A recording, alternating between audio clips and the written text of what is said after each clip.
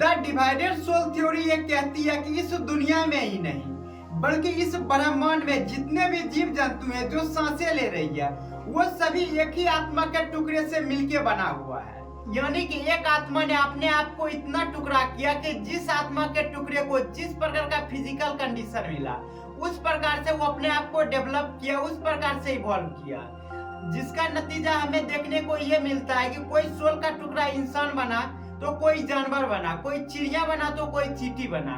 ये सारा कुछ सिर्फ इस बात पे डिपेंड करता है कि इसके आसपास का जो फिजिकल कंडीशन था वो किस प्रकार का एनवायरनमेंट मिला है। फिजिकल एनवायरनमेंट की वजह से अलग अलग सोल के टुकड़े को अलग अलग शेप मिली है, अलग अलग बॉडी मिली है, लेकिन जितना भी सोल का टुकड़ा अपने आप को इवॉल्व किया सबका सिर्फ एक ही लक्ष्य है, सबका सिर्फ एक ही सवाल है, Who am I?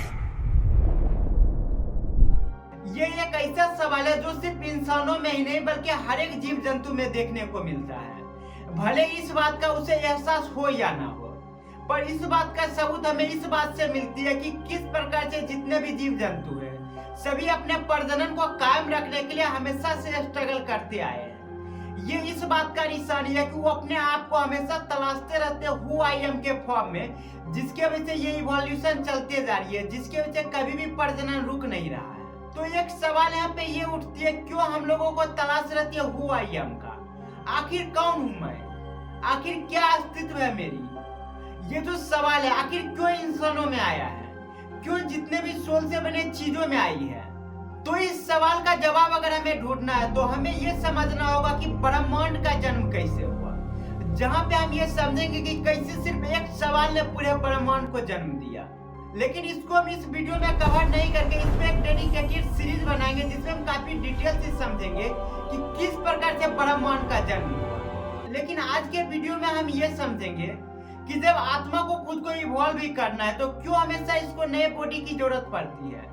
ये पुराने बॉडी में भी तो रह के अपने आप को डेवलप कर सकती है, अपने आप को इवॉल्व कर सकती है। तो हमेशा क्यों हमें रिबर्थ करना पड़ता है, क्यों हमें पुनर्जन्म लेना पड़ता है, जहाँ अपने ही संतान के फॉर्म में खुद को पैदा करना पड़ता है। तो आइए सबसे पहले हम इन सवालों के जवाब पे ध्यान देते हैं कि आखिर क्यों हमें बार बार पैदा लेना पड़ता है खुद को इवॉल्व करने के लिए,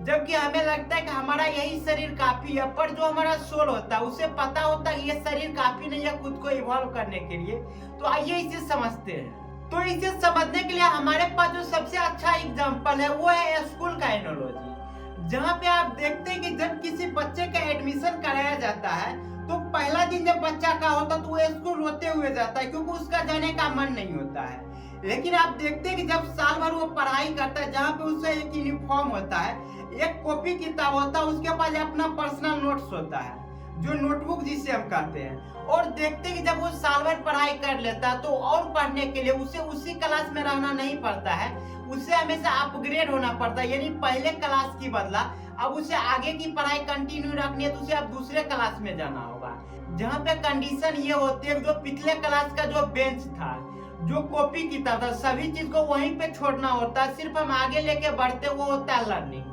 और फिर इसी तरह से क्लास दूसरा भी होता है, तीसरा भी होता है, और इसी प्रकार से चलते रहता है।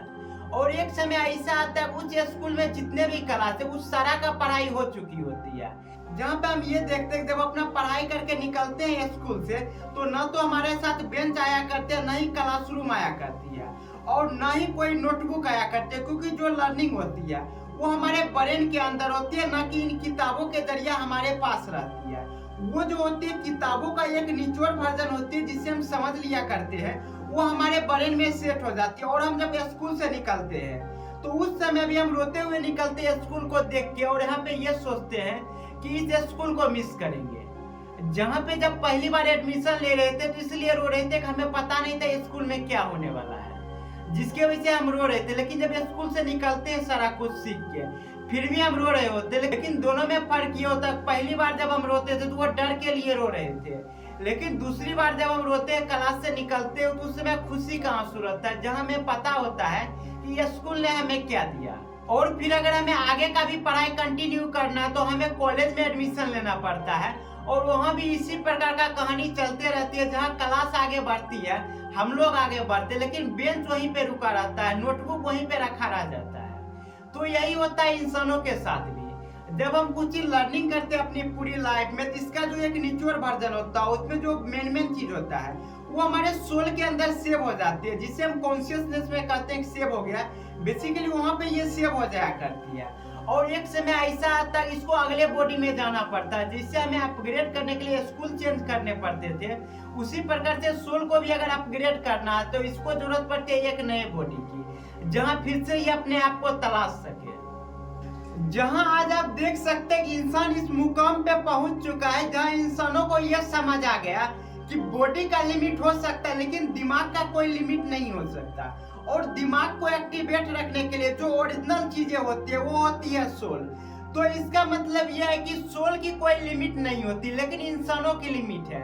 इंसान का जो शरीर है उसका लिमिट है। तो यहाँ पे जो ये सोल है अपने आप का लिमिट ही चेक करने के लिए, जिसे हम हु आई एम कहते हैं, जहाँ पे ये अपने आप को पहचानने के लिए, अपना पूरा पावर जानने के लिए हमेशा ये इवॉल्व करते रहती है, हमेशा शरीर को चेंज करते रहती है। जिस प्रकार से हम इंसानों ने ये समझा कि हमें अगर आगे का चीज समझना है तो सिर्फ लर्निंग लेके आगे बढ़ना होता है, उसी प्रकार से सोल ने काफी पहले ये समझ चुका है। जैसे ये सोल अपने आप को इवॉल्व करने लगा तभी से पता चल चुका था कि अगर हमें इवोल्यूशन में जाना है, अगर हमें अपने आप को कायम रखना है, तो हमें हमेशा नए बॉडी की जरूरत पड़ेगी, जिसकी वजह से ये हमेशा क्या करती है कि अपने आप को और भी टुकड़े में बनाती है, और ये हमेशा खुद के मल्टीपल के फॉर्म में अपने आप को डेवलप करते रहती है। तो यहाँ पे एक सवाल और आती है कि जब आत्मा के पास इतना ज्यादा शक्ति है तो क्यों नहीं शरीर को इतना इवॉल्व कर देती है कि इसी को लाखों साल तक जिंदा रख सके, इसी को जो है बनाए रख सके, इसी में वो अपनी तलाश कर सके।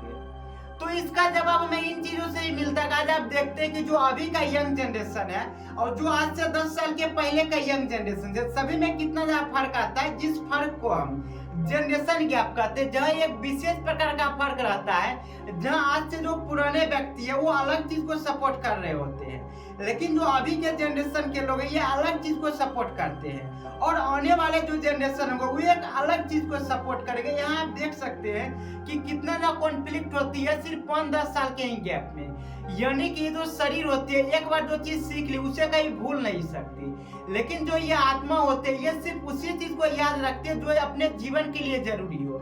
पर इंसानों में ऐसा नहीं होता। इसी बात का नतीजा ये होता है कि हमें हमेशा अपने मेमोरी को खो देना पड़ता है, लेकिन अगर इस शरीर में मेमोरी को खो देंगे तो शरीर में कुछ बचेगा ही नहीं। तो यहाँ जो ये बॉडी होती है, जितने भी इसके मेमोरी में चीजें सेव रहते हैं, ये कभी भी डिलीट नहीं हो सकता। जैसे कि हम चाहेंगे कि हम अपना नाम भूल जाए तो ये संभव नहीं है। उसी प्रकार से होता ये है कि ये जो शरीर होती है फिजिकल इन्वायरमेंट के हिसाब से अपने आप को डेवलप कर लेती है, और ये आगे खुद को ज्यादा चेंज नहीं कर सकती। इसका एक लिमिट होता है,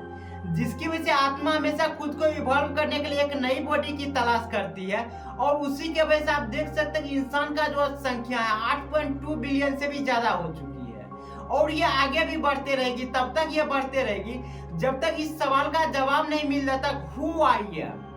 आखिर दिमाग के पास कितनी शक्ति है, ये अपनी सारी शक्तियों को आजमाना चाहता है, लेकिन इसके पास जितनी शक्तियां हैं ये 10-20 साल में खुद को अंदाजा नहीं लगा सकती। ये हमेशा अपने आप के पीक पे जाना चाहती है, लेकिन अभी तक ये संभव नहीं हो पाया है। ये तभी जाके संभव होगा जब इस चीज का जवाब मिलेगा, हु आई एम। आखिर मैं हूँ कौन, आखिर मैं कहाँ से आया हूँ। ये जो सवाल है इसे जानने की तीव्रता इतना होती है सोल में, जहां आप देख सकते हैं कि जो सोल का रिफ्लेक्शन होता है ह्यूमन में, जहां बहुत चीजों को अंडरस्टैंड कर जाता है, वहां आप देख सकते हैं कि किस प्रकार से अपने इस जर्नी में एआई जैसे कंप्यूटर को भी शामिल कर लिया। यानी कि ये अपनी दिमाग की क्षमता की वजह से एक ऐसा कंप्यूटर बना लिया जो ह्यूमन की तरह बातें करता है, ह्यूमन की तरह इंटरेक्ट करता है। लेकिन अभी भी प्रॉब्लम यह है कि इसमें अभी भी वो सोल नहीं आ पाई है जो इंसानों के शरीर में है, जहाँ पे इंसान हर एक दिन ये कोशिश करते रहता है किस प्रकार से मशीन के अंदर भी सोल को डेवलप कर पाए या फिर सोल को ट्रांसफर कर पाए। तो जैसे जैसे दिन बीतते जाएंगे ये जर्नी काफी स्पीड होते जाएगी। ये जो डिस्कवरी है ये भी काफी स्पीड से बढ़ते जाएगी, ये हर एक डायरेक्शन में बढ़ते जाएगी, जहाँ पे सभी चीजों को बस एक ही चीज की तलाश होगी, क्या इंसान की क्षमता है, इंसान का दिमाग आखिर कितना पावरफुल है। और यहाँ पे जो इंसान की दिमाग की हम बात कर रहे हैं, इंसान की दिमागों की बात यहाँ पे नहीं होती, एक्चुअल में यहाँ पे सोल के रिफ्लेक्शन की बातें होती है। तो finally the divided soul theory का जो अल्टीमेट ट्रूथ था वो इतना ही था कि जितना भी जीव जंतु आप देख रहे हैं धरती पे और जो नहीं भी देख पा रहे हैं, अगर इस ब्रह्मांड में कोई सा भी जीव सांसें ले रही है तो वह सारा कुछ एक ही सोल के टुकड़े से बना होता है। और ये थ्योरी कहाँ से आई, इस सवाल का जवाब और साथ ही साथ हु आई एम, एक ऐसा सवाल जिसकी वजह से इस ब्रह्मांड में जन्म लिया, वो सारा चीज का जवाब हमें सिर्फ इसी चीज से मिलेगा कि जब हमें ये पता चलेगा कि ब्रह्मांड का जन्म कैसे हुआ। तो फाइनली हम अगला सीरीज स्टार्ट करने वाले हैं जिसमें हम लोग ये समझेंगे कि ब्रह्मांड का जन्म कैसे हुआ।